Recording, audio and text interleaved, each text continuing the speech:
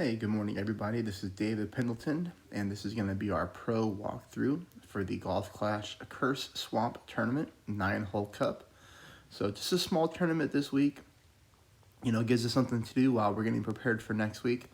Overall, I had a decent qualifying round. I played it yesterday. I'm just getting the video out today. But minus 15, is a good starting point when you don't have a lot of time to get locked in for a tournament.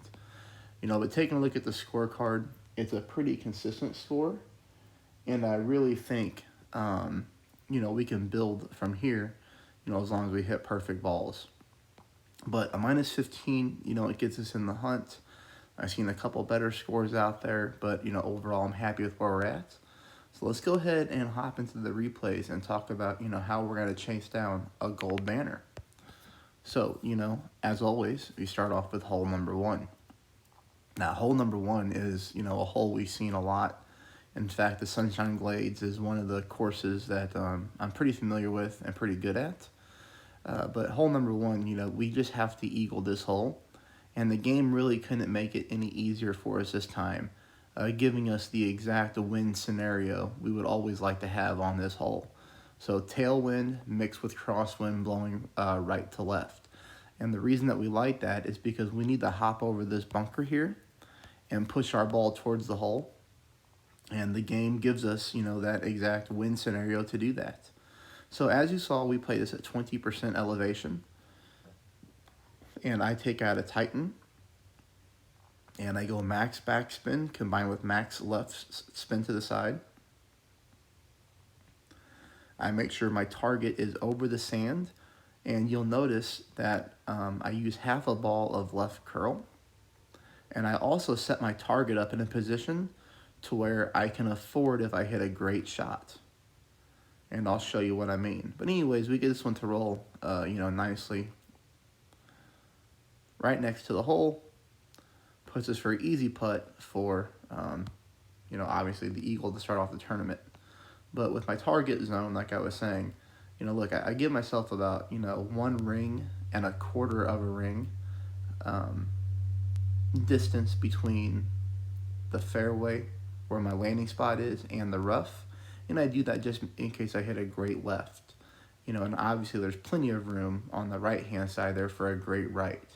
So this shot right here is pretty idiot-proof. I say that jokingly because I hit a lot of great shots, especially in the finals. But, I left myself plenty of room here because I've learned, that mistake in the past. So there we go. This should be an automatic eagle, everybody. So let's move on to hole number 2. Now, hole number 2 is also, one of the better wins that we've ever had on this hole. Normally, we are playing from the left-hand side and, trying to curl the shot around the bunkers towards the hole and using a lot of right side spin. But this time we get to attack the pin directly. And, we normally play this particular hole at 20%. Well, when I did that, I came up too short. And then so on this particular shot, you're going to see, since I only had 2 attempts at this hole, I attempted 10%. And I still, I came up a little bit too long. So, 15% is where we need to be. And you can see here, I'm just playing right in front of the bunker with, 1 and a click bars of backspin. And I am pulling this one at 15% at max elevation of the club.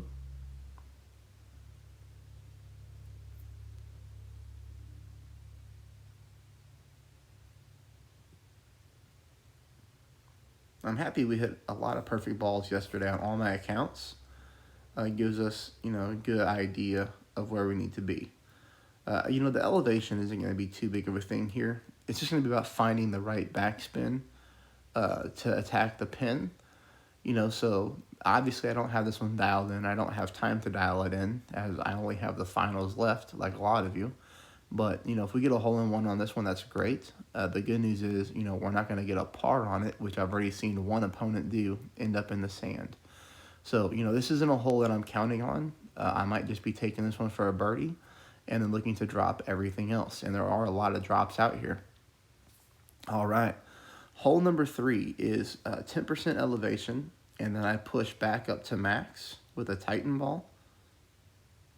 In this particular tournament, I didn't choose to use any money balls, period. Sometimes on a pro tournament, I use one, but, I didn't really see the point to have to use anything on this particular course. I'm using about half of a ball of overpower.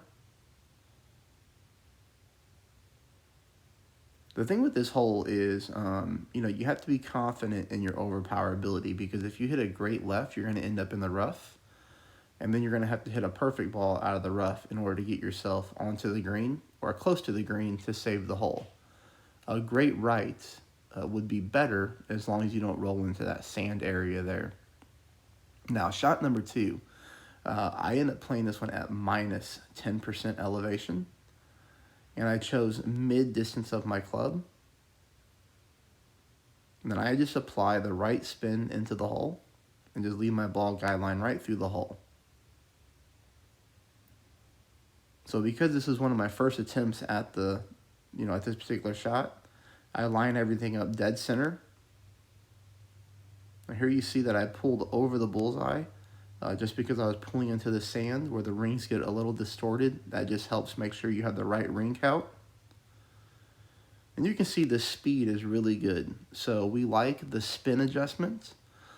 From here, since I don't have time to really mess around with sliders and things of that nature, well, at least I'm not good enough to do that yet, I'm going to just play this one with an offset as long as I get the same type of drive, and hopefully we can sink that in for an albatross. Okay, so, I know some folks who follow me, they take screenshots of what I'm doing. So anytime that I have a par 3 dialed in, I try to take screenshots. And we went 2 for 2 on this hole yesterday, so I feel pretty fortunate about that. But ultimately, I have a Sniper 10, and I'm sure a lot of people playing have that same club. Take a look at where my blue ring is positioned. So notice it's kind of down here in the corner of the fairway, but it's barely into the rough. And then take a look at the same position where my ball guideline is, and I zoomed in so you could see it.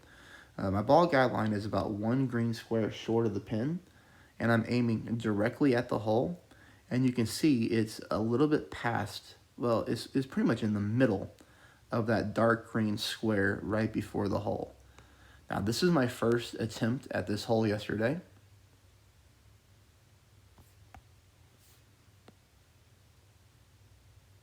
And I know the next replay has the elevation on it. But either way, you can see yesterday on my first attempt, I'm really just trying to aim straight at the hole. And that's what I always do in a tournament on my first couple days of qualifying, is I aim right at the hole and hope I hit perfect. And then I can kind of understand where I need to adjust from there.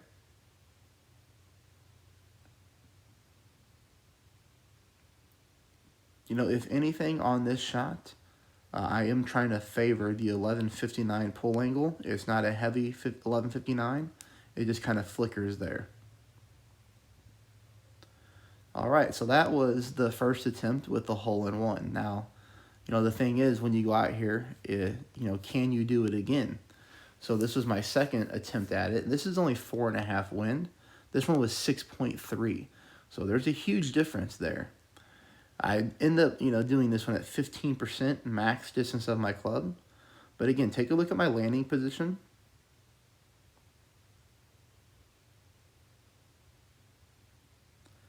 And the spin adjustment, as you can see here, is just a little bit of backspin with no side spin whatsoever.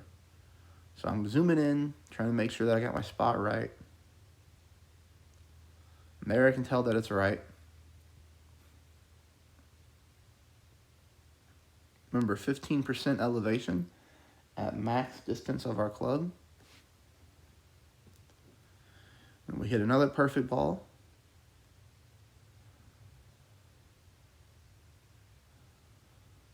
And that shot looks good. So, hopefully this is going to help you out on hole number 4. And hopefully we can get out there and duplicate it in the finals. Okay, hole number 5, with tailwind, I know that the game gives us the opportunity to drive green. The only reason that I'm not doing it in pro like I did in rookie is because if I messed it up twice, you know, I have 2 pro accounts. So if I messed it up twice, I didn't really get the opportunity to figure out how to play this one conservative, you know, safe, which is the way that I decided to go ahead and play it. So I just decided to play this on the left-hand side and try to chip in for an eagle. So the drive is 10% at max distance of our club. And here I'm using a kingmaker, and the only reason I'm using a kingmaker on a short par 4, goodness, David, get it together, is because I just simply wanted as much wind resistance as possible on the second shot.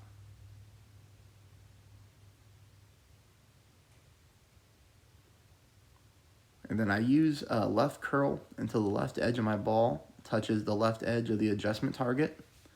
And the reason that we use, you know, full left spin and that left curl is to keep us away from that bunker.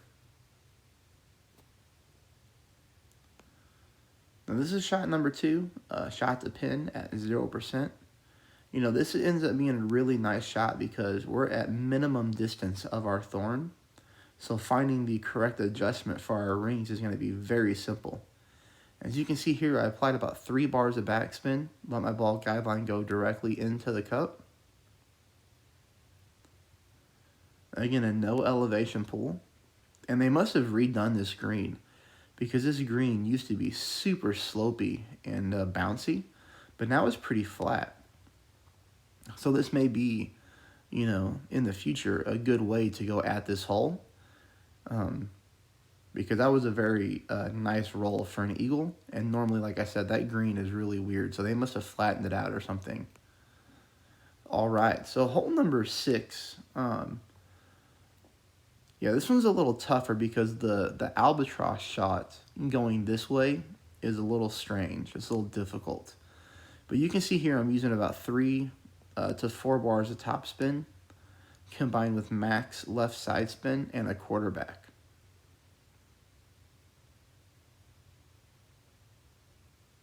So we pull this one at 10% elevation as well.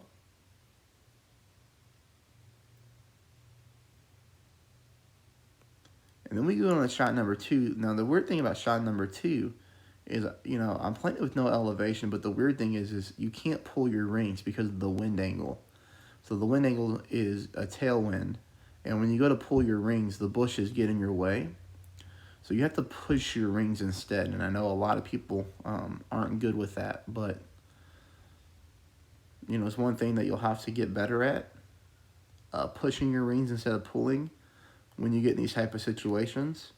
And then it's even worse when you have to do a double push like that.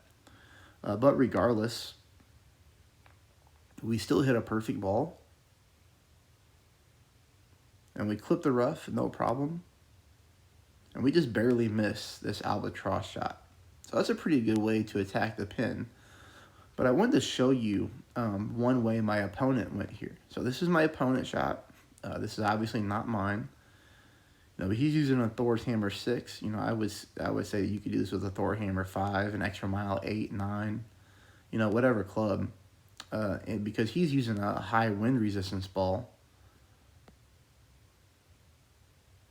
But I like the way that he went here, because as long as you can land on this fairway over here, and again, now you saw him use max overpower, but look at his second shot.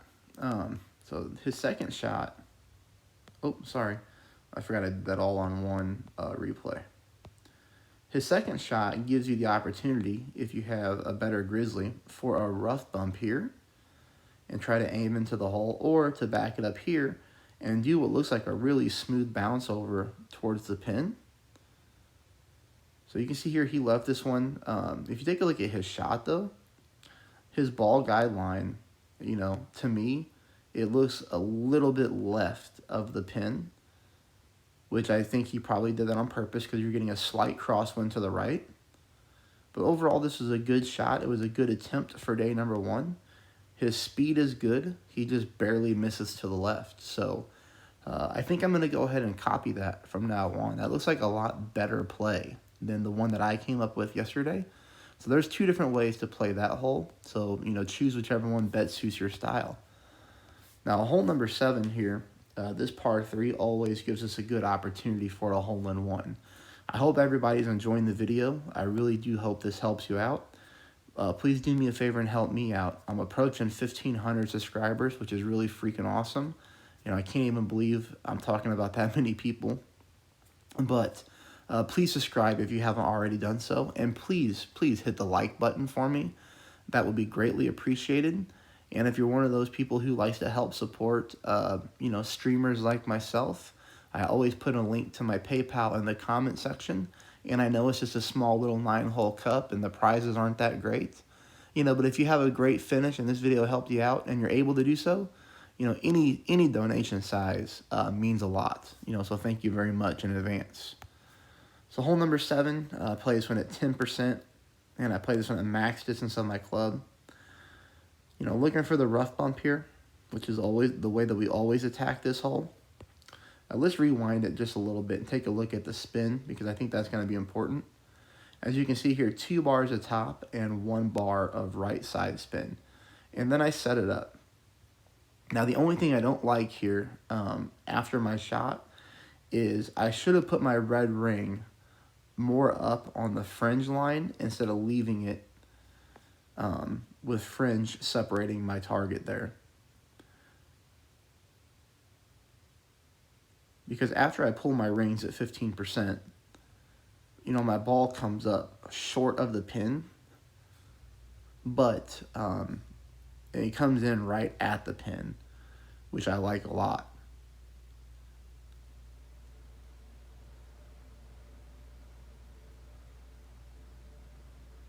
So, what am I going to do moving forward? I would like to reposition my red ring more by the rough to get some of that distance, but I just don't have enough time to tinker with it now. So I'm going to use the exact same landing position, but I'm going to add a half of a bar of topspin to this shot. So, for me, this is what I'll be looking at. So in the next round, I'll be looking to keep, this red ring right here. I was pointing at the blue, but look at the red ring. There's a little bit of separation there by the fringe. And then I know this white ring right here is dipping into the water line. So that's what I'll take a look at when I set up my next shot. But again, I had to add a little bit more top spin just so I don't come up short like I did there.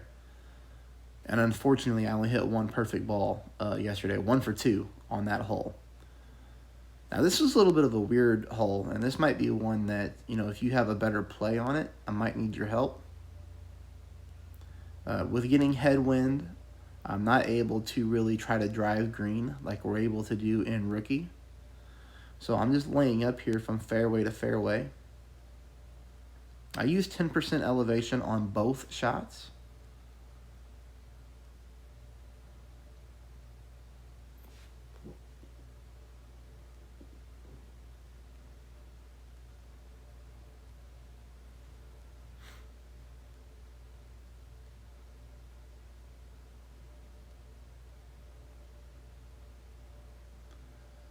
And then 10% here. And I'll show you both my shots at pin, and both of them are just a little strange.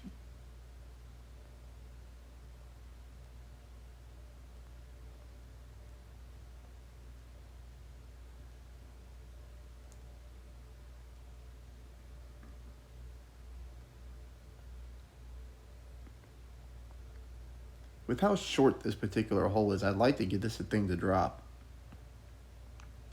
So you see we came up a little bit too long there. So when I came onto this account and tried to hit it, I ended up using backspin this time. And I even left my ball guideline through the pin just because we're getting the headwind push here.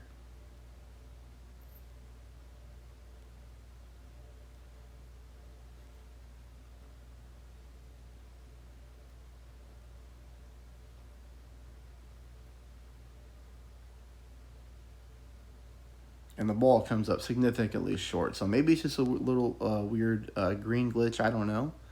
But, you know, if you have a better play at this hole, then let me know.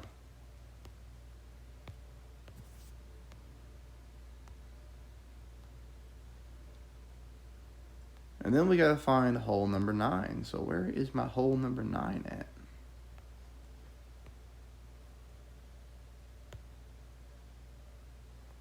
Right here.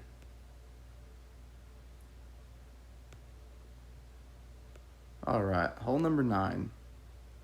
10% elevation on the drive, and then nothing on the second shot. This is the last hole. Last hole gives us a great opportunity for an albatross. As you see here, I'm just hopping from fairway to fairway. I'm just applying enough top spin and right spin to keep myself out of that bunker area. Enough top spin to where I get good distance, but I don't have any fear of rolling into the backhand side of the rough. Even if you did roll into the back of the rough, you would still eagle the hole, but obviously it's going to make our shot for an albatross extremely difficult. So there's shot 1. Like I said, plenty of distance. You don't need a lot of distance on this drive. And then we go for shot number 2 to pin. This is absolutely no elevation. And really, I just settled on using backspin. You know, I think it was about 4 bars of backspin. And then, you know, moving my target to go right to pin. You know, I'm going to have to readjust this shot with the same backspin because the speed is good. I'm just going to have to add some side spin or completely change this to a rough bump.